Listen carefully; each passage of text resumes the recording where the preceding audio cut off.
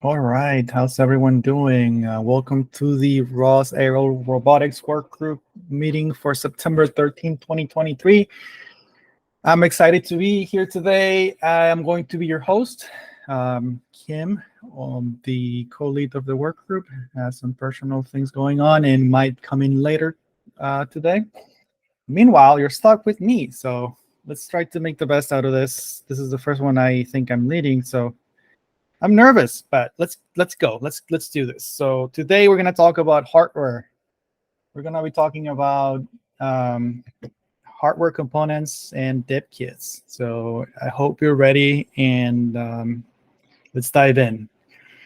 So Kim put together a list of interesting discussions that have been popping up in the last few weeks. Mainly the GPS support discussion on ROS 2, and also the start of the implementation of Rep 147 into NOP2. I think we should get started with those discussions, and then we can deep dive more into specific aerial robotics components, hardware, dep kits, and yeah. All right. So I'm not too familiar with the whole ROS ecosystem, and this worker has helped me tremendously to get involved with everything that's been happening. And I gotta say, I'm a fan of everything I see. Why don't we start discussing the GPS support for ROS 2? Does anyone here have any inside info into this discussion? Has anyone been following this? Does everyone know what I'm talking about? I post a link on the chat right here so that you can follow along.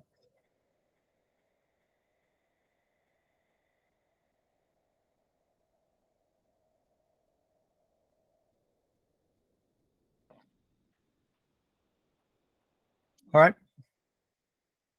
So there's already work ongoing here. There's a meeting, and there's a plan in the path forward, and that looks really interesting.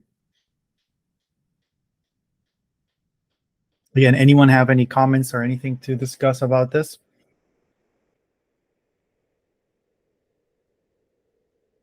If this is the first time you're seeing it, please take your time, add it to your read later list. It definitely has a lot of good info, and it signals the direction where ROS 2 is going, and I think it's something that we should be paying a lot of attention. On the aerial robotics landscape, we've been solving this a different way, not using ROS, and it's interesting to see how they're converging into some of the same decisions, some of the same answers, but using the ROS philosophy and the ROS way of doing things.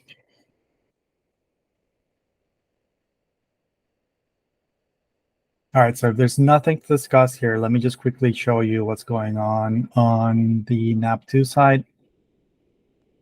So this is the next topic that Kim marked as important to this discussion today. So switch from twist to twist stamp from command velocity. And basically twist contains no time information. And the alternative is going to be able to be synced at a later point, which might result in a better estimate. So this is really cool. There's also, this is just the issue where this is discussed. There's also a link here for the pull request, which I'm going to drop in the chat right now.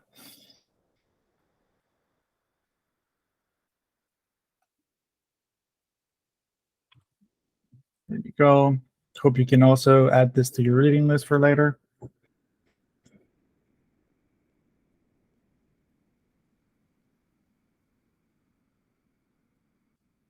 Here you go. All right. So if there's no discussion on these two topics, why don't we jump into the next big thing? All right. So this is what Kim marked, but this is where we start with our discussion today. Who on the call has had the opportunity to build a drone an aerial robotics drone. And anyone would like to share their experience with the hardware and the components? Let's see who's open. Let's see, Bonolo. Hello, can you hear me? Hi. Yeah, we can. Oh, hi everyone. It's my first time joining the call, so what do I do? Well, can you share your experience? Have you built the drone before? I mean, I sort of know you already did. Yeah, well, it was actually just a kit.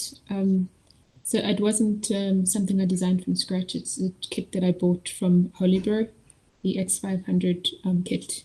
So I did build that one. It wasn't too hard to build. There were a couple of tricky steps. I think mostly because I don't do a lot of hardware builds. So I got stuck with some of the tools and things that I needed to build it. But overall, I would say that it was pretty well documented. You sort of cut off at the end. So you said it was sort of. Yes, I was saying that the only issues that I had was some of the tools that I needed to finish the build. But I would say that overall, it was very well documented.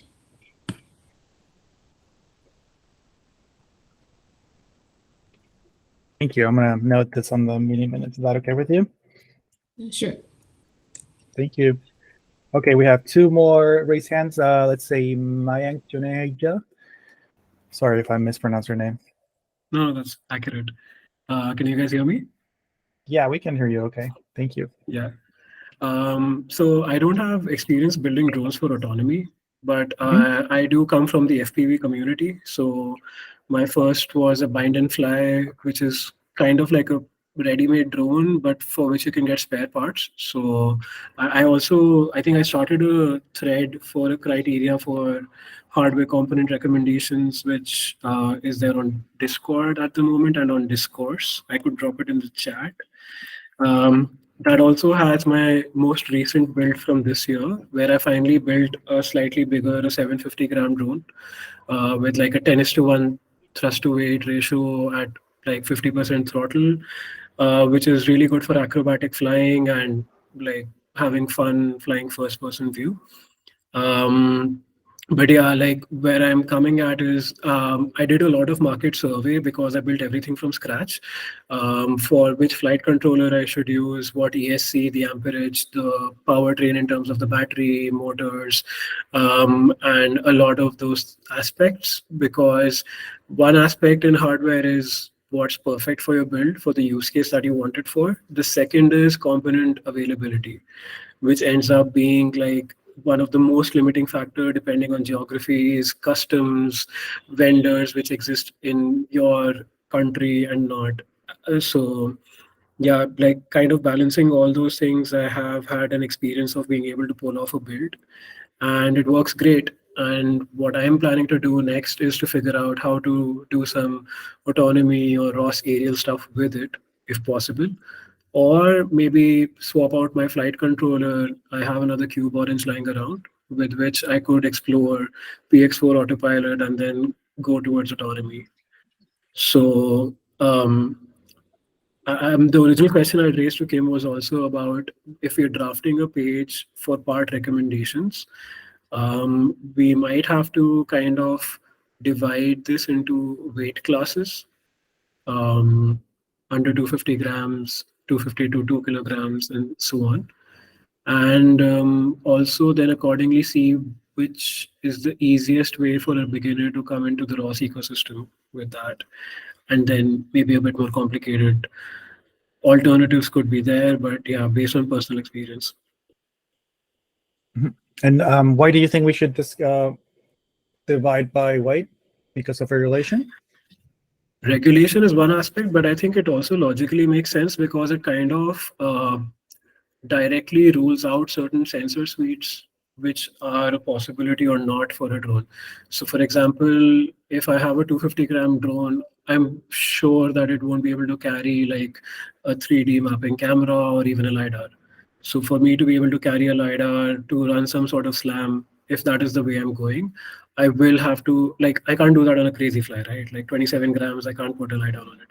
So weight classes would kind of determine the size of the battery, how long we could expect in terms of flight time, and potentially also the flight controller that goes on it and whether or not it can support a companion computer.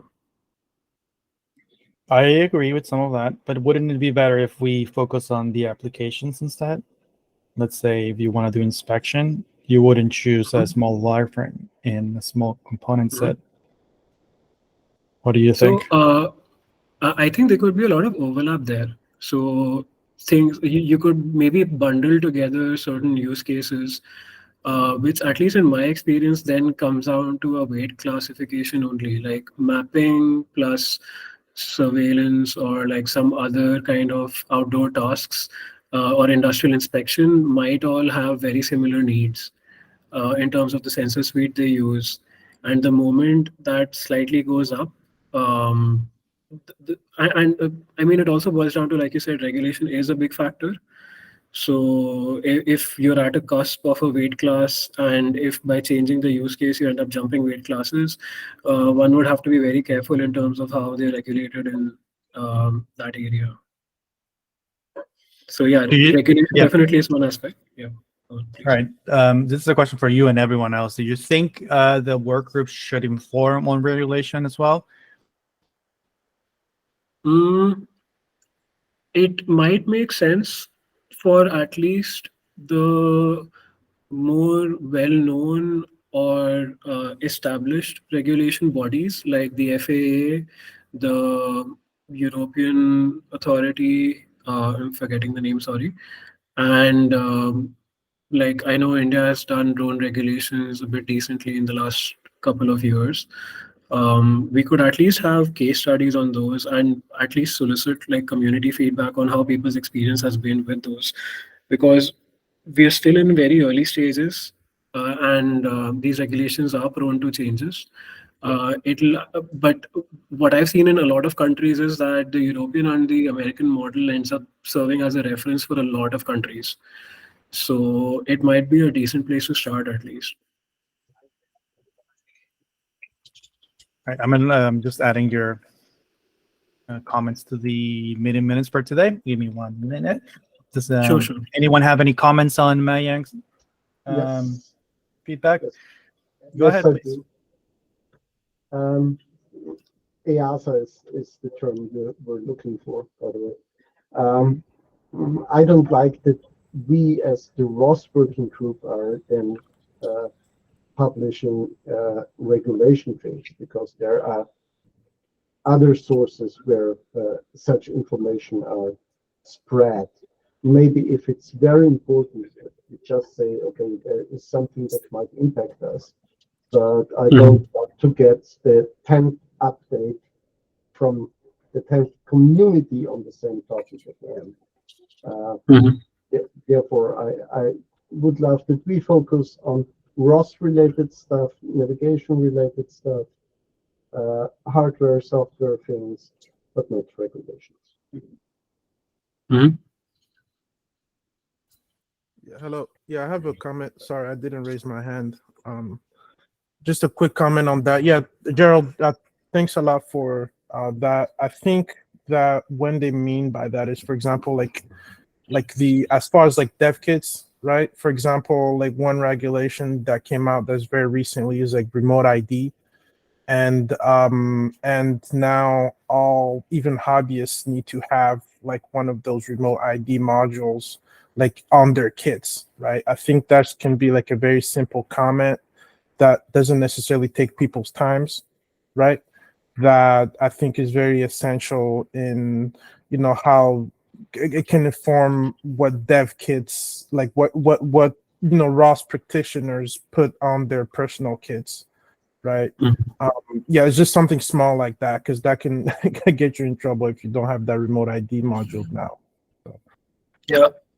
Where I was coming from was also from an awareness standpoint, not maybe getting into the nitty-gritties of compliance on a like use case by use case basis, but it might be helpful to at least tell people that, hey, if in most countries, or in at least like these regions that we know, this dev kit is under 250 grams. So you will not get into any trouble if you fly under such and such feet. Because what often happens is that researchers primarily tend to focus a lot on indoor applications.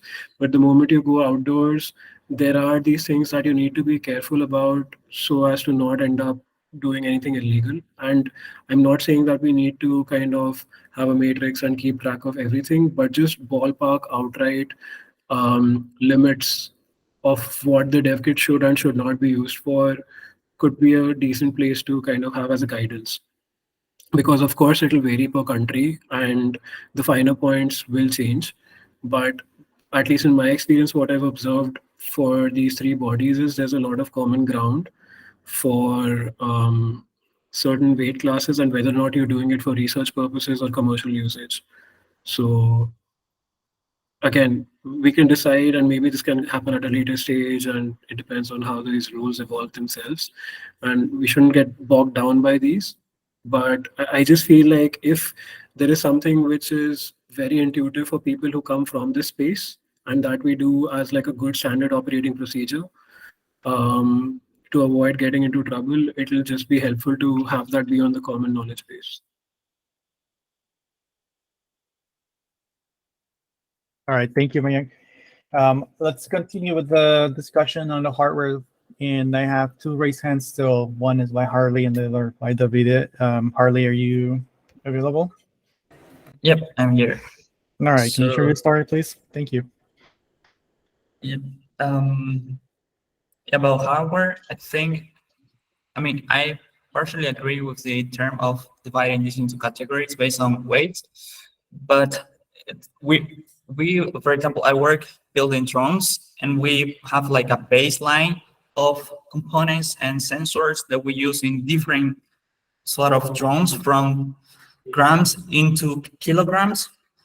So if we can provide like a literally like a development kit which you can extend later, it will make sense to go into application-based categories than weight-based, at least from my experience. And in terms of hardware, I have experience working, for example, with Hex Cube Orange and the Black Cube and the purple, the purple cube, which from Hex. Also working with the old version of Pixhawk 2.4.6 and the other PX4 based hardware.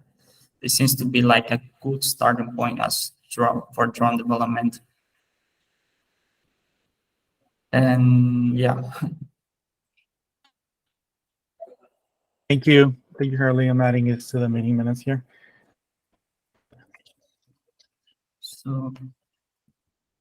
So maybe, I don't know if we have time, but I can show you maybe quickly some of our builds. And I can show you a little bit of the hardware, just briefly. Do you have a link? Yeah, I can give you this. Thank you. Yep. So I work for a laboratory in a university, and we mainly do some ROS drones and robots related stuff.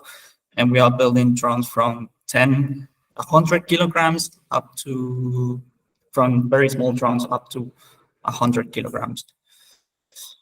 But yeah, so we are doing different applications. If you open the link, you will see we have this emergency drone, which is for 25 kilograms. The one on top, that we are doing more research-based. The one there's for SLAM.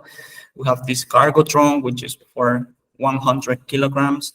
And also working with mini drones, which the one that we are using.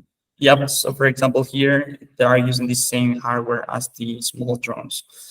In terms of the baseline, of course, you will have different sensors like cameras, lidars, and other stuff.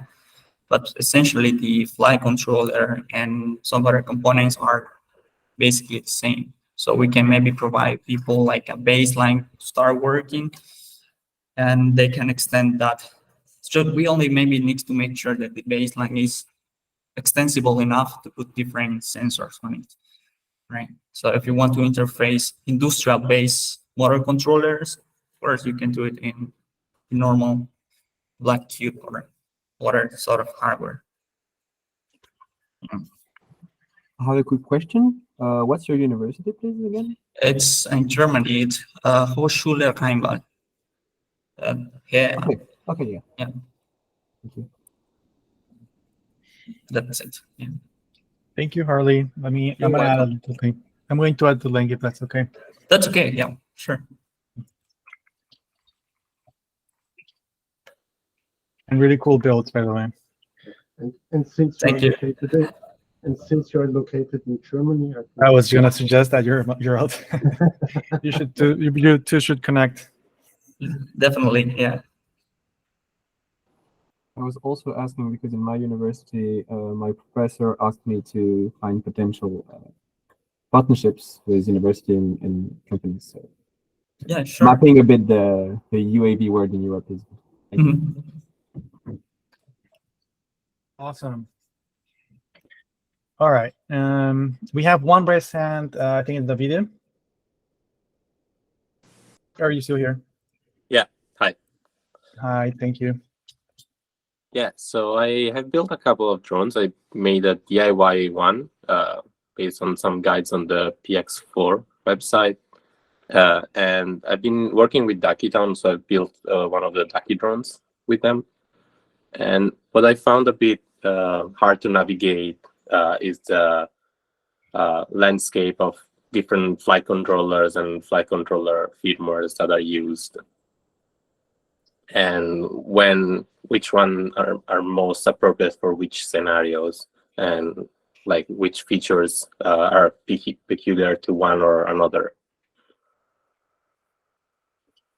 That's a actually very common problem, and I've seen it many times over the years. So you're not alone in this one. Mm-hmm. I can give you my quick thoughts on this. I think the current flight control landscape is mostly very similar to everything is very similar. So it might come down to the I/O that you need. Some of the latest designs do have different features or different sensor set. I think you should look into that. But mostly, even the older stuff might be well suited for day-to-day operations. It's when you need the extra mile, or when you need, let's say, Ethernet on the flight controller, when you need more motors, more ESCs connected, or more CAN outputs. That's when things get more interesting. Mm-hmm. Thanks. But I'm not alone on this one. So let's see. Does anyone have any comments on this? Have you faced this problem before? Have you had to go online and search for flight controllers and not know which one is the best, which of the many Pixox is the one that you should be getting, or any other flavor of flight controllers? We'd love to hear feedback on this. it was always a problem in the past until we started producing our own product. Until you started to become involved in it, yes.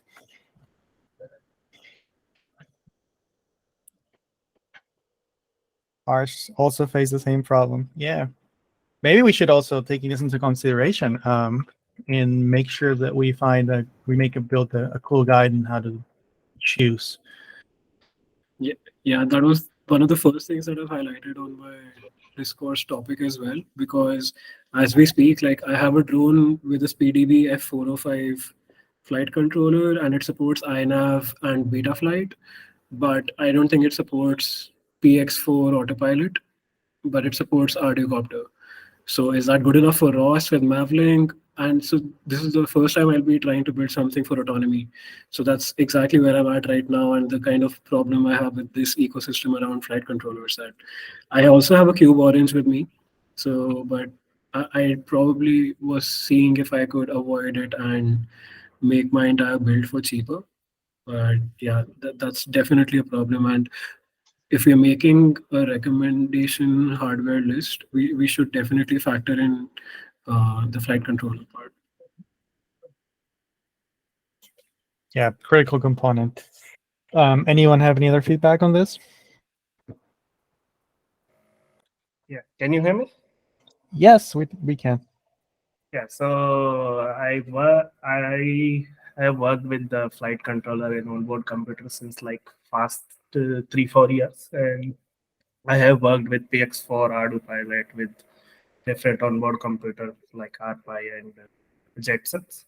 But like most common problem that I see is like if someone starts to pick up aerial robotics, the thing is there is no standard simulation, and if somehow you have a standard simulation, going to the hardware is a real difficult part since there are issues with the localization, how to give control simulation. It is totally different, and in real hardware, it is totally different. So, like in these kind of things, so also the hardware changes continuously. So, if we can focus like designing something like whatever hardware exists for a long time. So suppose, for example, RPi exists for a long time. They publish on their website that this is going to existing for this much time and it will be available. So these kind of things can make things it streamline. Yeah.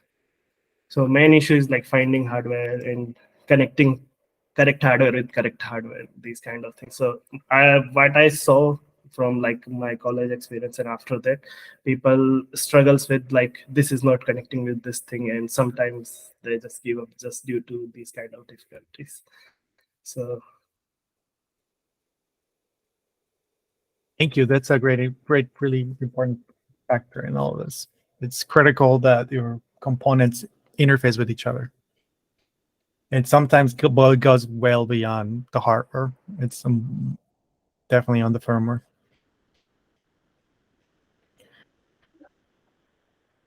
Anyone else want to share their experience with hardware? Could be about flight controllers. It could be about dev kits or any of the other components, GPSs, ESCs, motors. Go ahead, Majenk. Yeah, so I just remembered I had this problem once while trying to help out some college students, and they'd come to me with a much older version of, I think, an APM module. And when I plugged it in for the first time with, I think, Mission Planner, it asked me if I wanted to upgrade the firmware. But the module itself was so old, and the firmware it was trying to upgrade was so new that it just broke it. And I ended up with a brick system where I had to do hardware interventions to flash it to bring it down. So, I mean, just like we have this entire ROS LTS kind of support matrix and an EOL timeline, even for firmware that runs and is talking to ROS, it would be nice to kind of have a compatibility matrix to prevent these sort of frustrations, which I think are sadly common right now in the ecosystem. So it takes a while of burning your fingers, doing this stuff to realize that, hey, maybe upgrading is not always the best option, especially if you're trying to do like a hobby build or a POC. Of course, if you're going for production, you go for the latest and greatest and you make sure you can support all the security patches and so on and so forth. But yeah, I think this is a very real problem where upgrading to the latest is not always a smooth process when it comes to flight controller firmwares, and is not necessarily always the best decision, which can be counterintuitive for beginners. And I can completely agree with that. And it's not only happening with flight controllers, but also with any sensor and any other component such as panel and drone. Every time you update something or change a version of something, it breaks like most of the things. So yeah, I agree with the compatibility matrix. It would be really good. Awesome. Thank you. All right. Anyone else have any? Oh, go ahead, Gerald. Sorry, since I have not joined since the beginning. What is this slide all about? Should we tell about challenges or also that we can offer something? Because if someone needs something, I can tell. Yeah, so we're talking about hardware components and the kits for aerial robotics landscape, and we're just sharing our experiences building. But definitely, you can share your experience as a manufacturer too. Okay, yes. I don't know if others know us, NXP Semiconductors. We're also providing reference hardware for ROS, for PX4 in the development is currently a gigahertz crossover MCU-based flight control. Might be released soon for PX4. We have a companion computer with a quad-core A53 and an Ubuntu-based Linux system for ROS, which is also mentioned as one of the three companions for the iCreate 3 for the development of the so the Neptune Plus. This is we use for internal communication automotive two-wire Ethernet, so two lines, twisted pair, 100 Mbit, unshielded, out of automotive industry.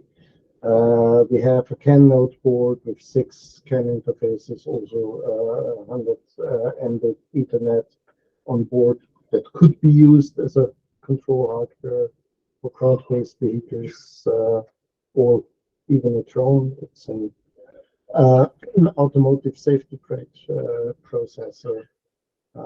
Those things we are offering. And we are doing a lot of testing ourselves. So I'm acting as the test pilot within the company, building drones with our hardware, testing hardware. For example, recently I've tested a 77 gigahertz automotive radar sensor with ROS if it can be used for obstacle detection in a wind park. I have a video from that test if you're interested. I can show later. Awesome. Thank you, Gerald. Does anyone have anything else? Yep, go ahead.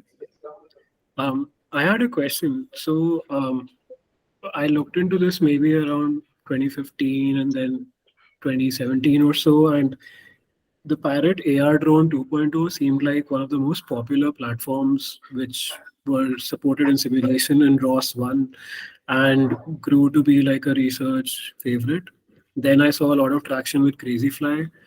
Regardless of weight class, is DJI Tello or is there a single drone or like some 2-3 drones which are like go-to favorites which work with ROS that there is some consensus on, maybe within this group or with people who have been doing this for a while? Yeah, I don't think there's any consensus, but I will be interested to hear feedback from the group. I've seen. Yeah, go ahead. Sorry. Kim, do you want to participate on this one?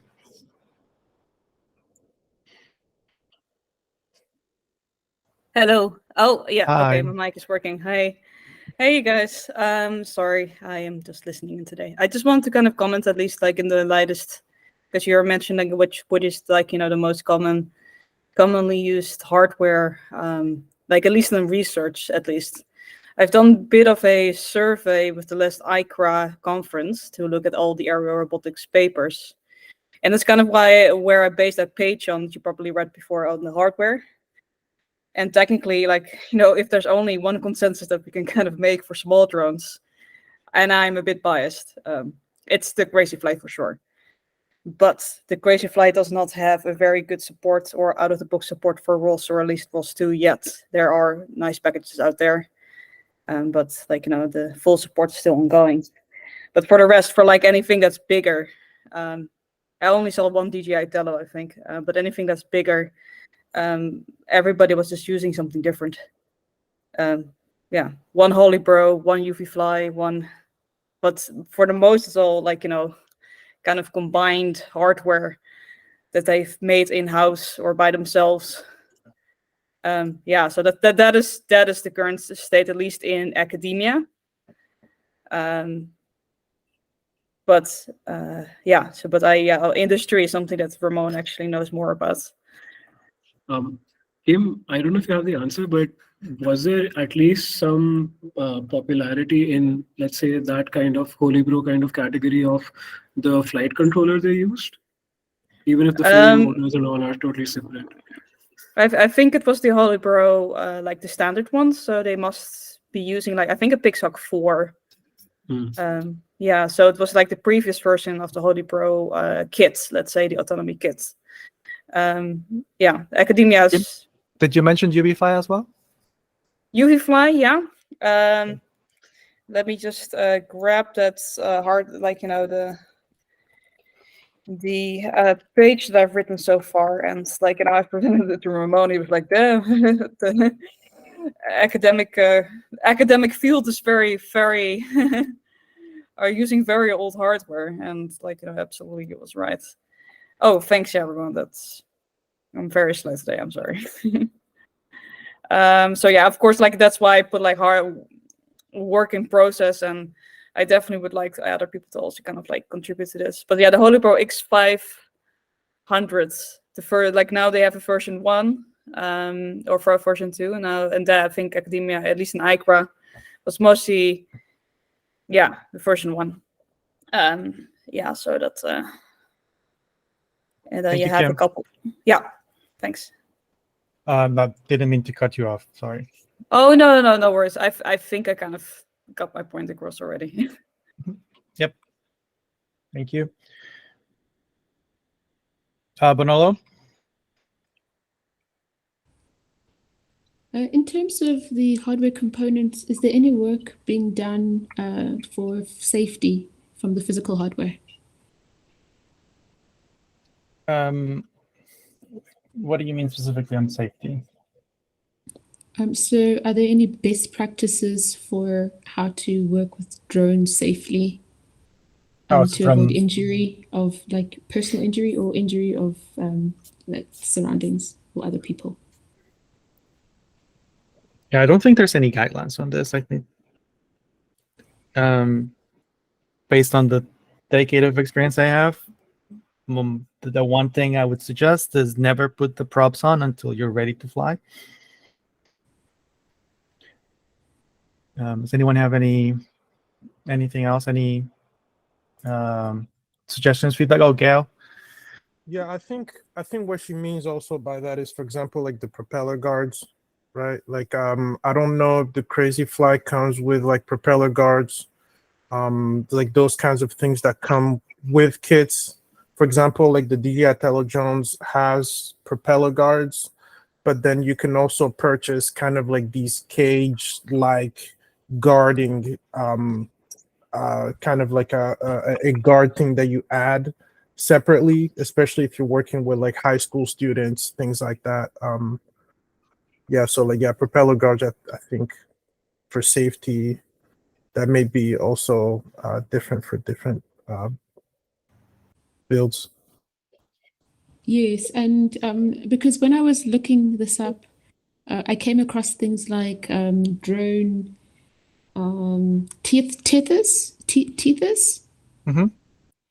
And I had never heard of this, and I think it would be great if in this group we can work on at least maybe some kind of wiki documentation or something that someone can go to and just know about everything that you can do to be safe. So all of the things mentioned, remove the propellers, get the propeller guards, use the tethers, whatever it takes to ensure that you minimize injury.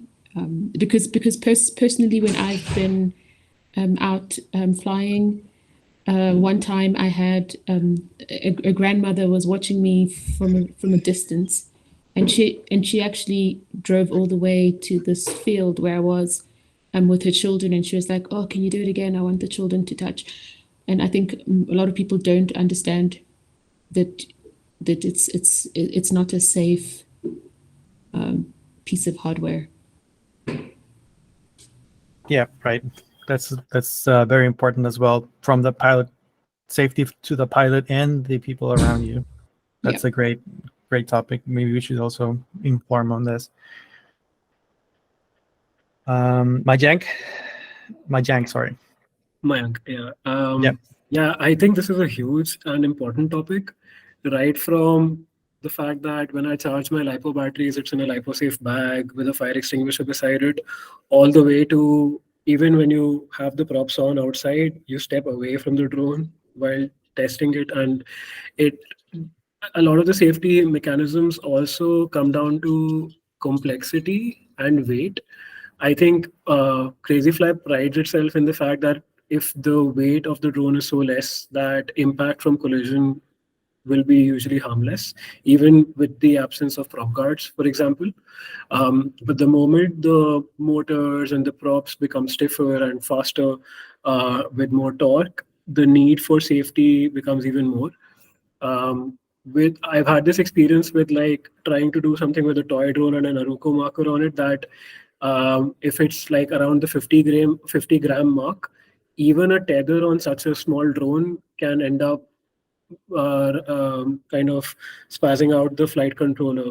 So tethering can work, and I have seen it being done for like the Holy Bro kind of sizes that we were talking about, like 500 grams or more. But really lightweight drones, you kind of handle them differently. The roll cage was an amazing idea that Gail brought up. There are companies which do that. I have also seen systems where people suspend the drone within like a gyroscope kind of mechanical mount so that it doesn't actually go anywhere, but you can test all your motors um, indoors before you actually take it out. But at the very least, we can have two classes of indoor versus outdoor, and then whatever categorization we specify. And we can start to look up SOPs or best practices, standard operating procedures that people follow throughout the overall maintenance and experiment life cycle of using these drones. Because quite often the batteries themselves are like one of the most dangerous component, and crashes and collisions can lead to more than just smoked electronics. It can lead to fire. So we need to be a bit sensitive about how we handle these. For indoor drones, we can have recommendations like having like a soccer net or something and a cordoned off area and things like that. But yeah, I think this is a vast topic. It does deserve its own page, and we could kind of just dump stuff and then maybe organize it as it starts to emerge. All right. Thank you. Kim, do you want to add to this? Oh, okay. So it seems that my microphone from my headset is not working. Sorry, I should have muted myself. Yeah, I would like to respond. There is a page on safety, actually, in the aerial robotics landscape. I just shared the link. I must say that this is mostly based on the safety in the autopilot suites. So, like for instance, like if you don't have a GPS fixed, you shouldn't. You shouldn't arm the motors and things like that. So there's actually a lot of safety that can be done from the autopilot suite itself that I've made a kind of a nice overview for. However, definitely it's missing, what's like I think I have the tip like how to deal with LiPo batteries or LiPo battery like fire, but we can definitely add a little bit more to it, like the prop guards and everything. But if anybody has some ideas about that or would like to add to this overview, please go ahead, make a pull request. That's what it is for. So this is just kind of a start. But yeah, please go ahead and read it and add to it. And it's also on the topic list. We haven't discussed this topic before, so that we can do that in the future, at a future discussion. All right. Quick break here. So we got 7 more minutes because we need to stop the meeting at 5 before the hour because I have another community meeting shortly afterwards. Question, because I realized there's a lot of questions around the flight controller specifically. Does anyone know what Pixel really is and how it works? And would you be interested in learning? I can do a quick presentation on whatever meeting comes next that has an open slot. I would be interested in learning about it and also specifically the architecture used by it. All right. Sounds good. So I'll work with Kim to schedule that. Okay. We so far have touched on a bit on the kits. We mentioned a few kits already. We mentioned the need to categorize if we're going to make a list of recommended systems. We briefly touched on regulation and how we should inform on that. What else? We have finding ecosystem. Oh yeah, integration between components being very critical. I definitely agree on that. So we should definitely make sure we add that into our landscape if we can. Compatibility lists. We have also the updating the hardware usually breaks the system. That's a really big thing that we should be paying attention to. And then on Ready platforms, we touched on Bitcraze GI, Intello, Parrot AR, and what else is there? Is there any options for an open source, small, like sort of like Bitcraze? Is there anything else? Let's find out and add that to the list. And it will be interesting if anyone can contribute to that list. It's the same link that I posted on the chat. So if you have never been there, this is the Aerial Robotics Landscape repo on GitHub, maintained by our work group lead, Kim, and sometimes I help. There's a lot of good things here, so if you already know about any of these topics, just feel free to send a PR. We'll be very glad and happy to review that. All right, we also touched on safety, the importance of safety to whoever's building, safety to the pilots, safety to everyone around the pilot during the operation, then the safety of the components afterwards, let's say the batteries and how to store those. It's very important. All right, what are we missing before we end the call in the next 4 minutes?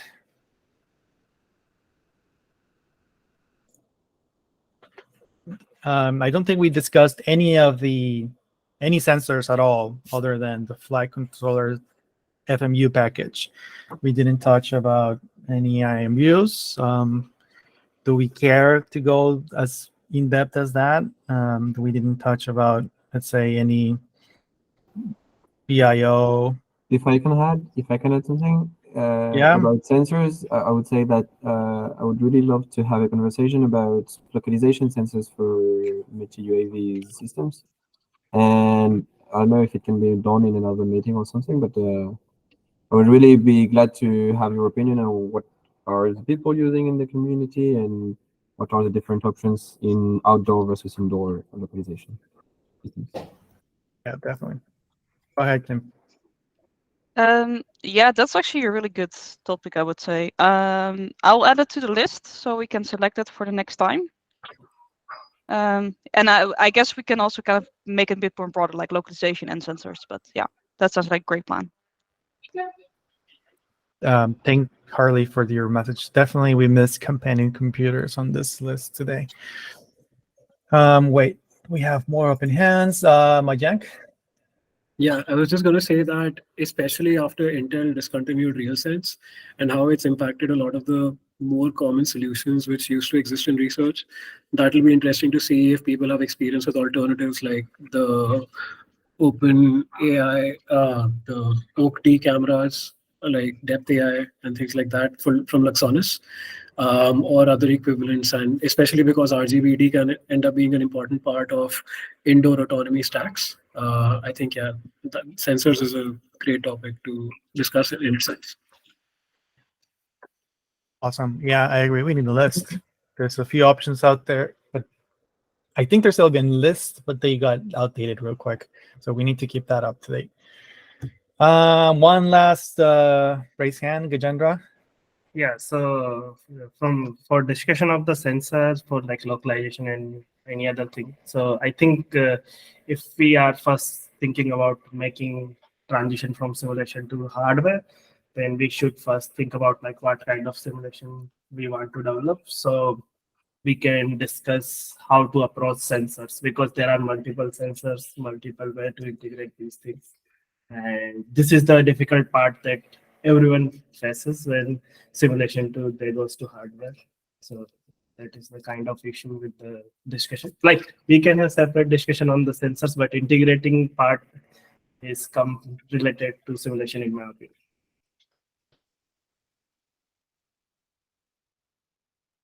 Yeah, I agree. Totally agree. All right, awesome. Kim says simulation should be the next topic. I agree, Kim. We should definitely deep dive into simulation, especially before ROSCON. Okay.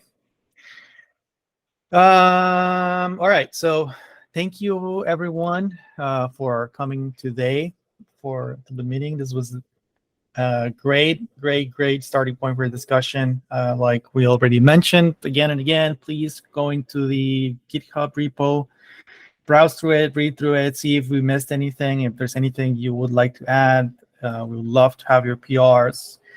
Just so you know, we have a talk at ROSCON on Friday. We're going to kick off the day, and we're going to talk about everything that we discussed at the working group meetings and everything that we gathered through talking to partners, the industry, and academia.